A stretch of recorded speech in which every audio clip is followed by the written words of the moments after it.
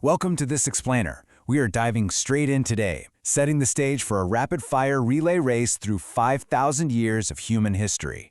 We're going to chart the most epic sprint imaginable, using our trusty stick figures to act out the journey from the very first seeds planted in the dirt all the way to the dawn of the modern world. It's a wild story of progress, hubris, and absolute innovation.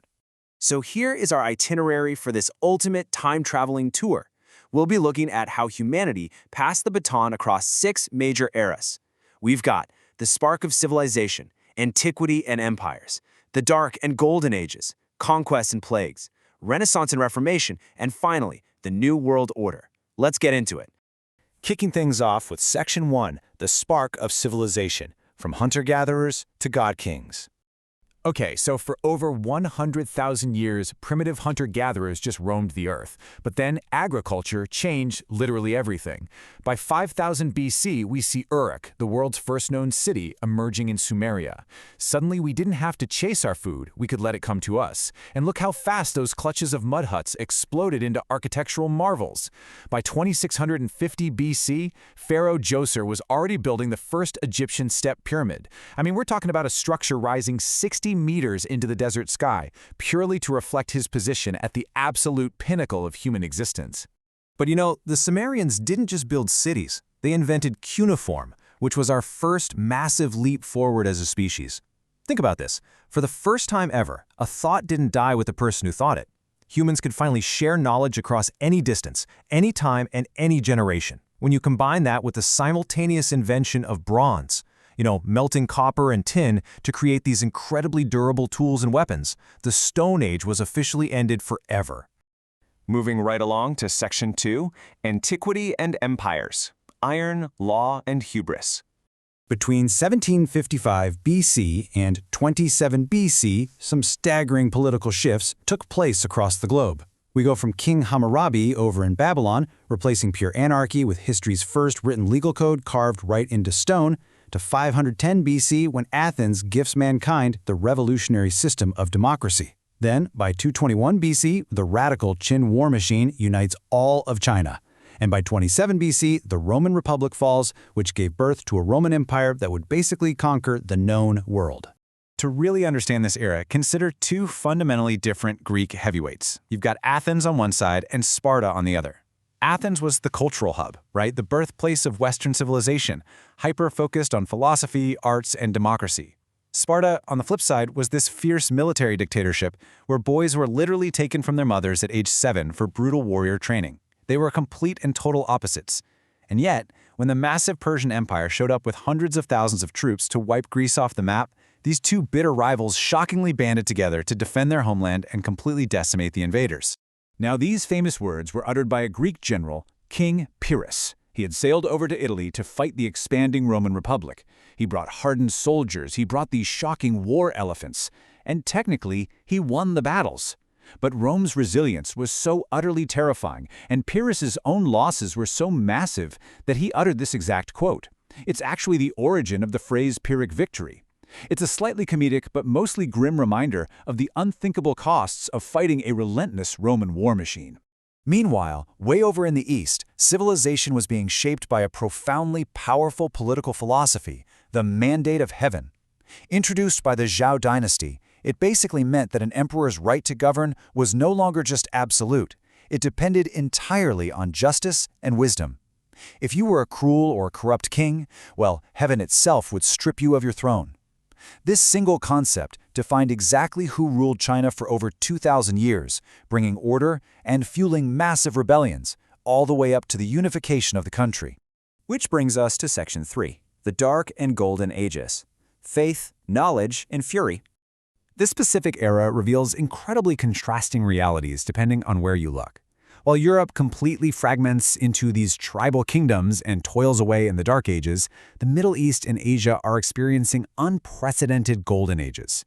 The Islamic Caliphate expands with breathtaking speed following the death of Muhammad in 632 AD, and they very quickly establish the intellectual capital of the entire world right in Baghdad.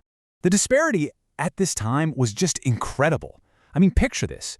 Well, fierce Vikings like Bjorn Ironside were literally jumping out of coffins to pillage the terrified cities of Europe. Islamic scholars at Baghdad's House of Wisdom were busy, well, inventing the modern world. They gave us the numbers 1 through 10 that we use today. They tracked the stars with spherical astrolabes. They identified the Andromeda Galaxy over 2 million light-years away. They even founded the study of optics and designed early water-powered programmable machines. Moving into Section 4, Conquests and Plagues, the world in turmoil. So, in the 13th century, Genghis Khan unleashes this brutal wave of conquests that unites millions under a single banner, stretching all the way from the Sea of Japan to the Caspian Sea. After his death, his massive empire fractures into 4 successor states: the Golden Horde in Europe, the Chagatai in the steppe, the Ilkhanate in Mesopotamia, and the legendary Yuan dynasty in China. And this division is a massive deal because it forever connected the East and West. It reopened the Silk Road, which allowed explorers like Marco Polo to share the wonders of Asia with a very curious Europe. But that newfound global connection carried a catastrophic price: 200 million. That is the jaw-dropping number of lives claimed by the Black Death in just 7 short years. Brought over from the steppe by the conquering Mongols, this plague wiped out an estimated 60% of Europe's entire population. It left the medieval world in absolute shambles. Which sparks our next era. Section 5, Renaissance and Reformation, Rebirth and Rebellion. From those ashes in Florence, absolute masters of their crafts emerged, essentially pulling humanity right out of the Dark Ages. You have Da Vinci painting the Mona Lisa while simultaneously designing future technologies. You've got Michelangelo creating the stunning Sistine Chapel ceiling, which many still consider the greatest artistic achievement in history, and then Niccolo Machiavelli writes The Prince, basically single-handedly inventing modern political science. Together, these guys revolutionized culture, statecraft, and human expression. But it wasn't just art that was rebelling. It was faith, too. Up in Germany, a single monk named Martin Luther utilized the newly invented printing press to distribute his 95 theses. He was directly challenging the Catholic Church's practice of selling salvation for gold. And this sparked Protestantism, totally splintering European Christianity. By declaring that authority came from Scripture alone, Luther stripped unquestioned power from the Church, and he laid the crucial groundwork for democracy and the upcoming Age of Enlightenment. And that brings us to Section 6, the New World Order: Exploration, Science, and Suffering. At the exact same time as all this religious and cultural upheaval, a massive scientific revolution was underway. Get this, during a resurgence of the plague, a young university student named Isaac Newton was forced to isolate in the English countryside. Sitting out in a garden, he watched an apple fall and asked a really simple question: why?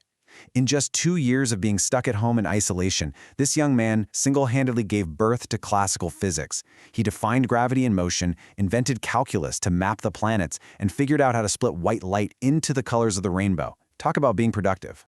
Yet, we have to acknowledge that this era of enlightenment and rapid global exploration was built on unimaginable suffering. 15 million. That is the sobering number of enslaved human beings who were forcibly shipped across the Atlantic in the triangular trade.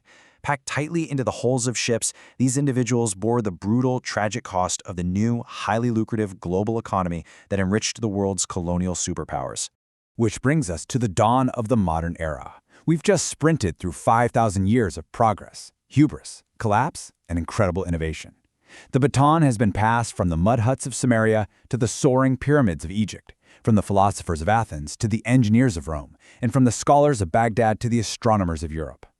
As the 13 colonies begin their march toward revolution, and explorers chart the final unknown corners of the map, a massive question remains. As we hurtle toward the smoke of the Industrial Revolution, and eventually, right into our modern digital age, who will carry the baton of civilization next? Thank you so much for joining me on this explainer. I really hope this journey leaves you hungry to explore the next chapter of our story.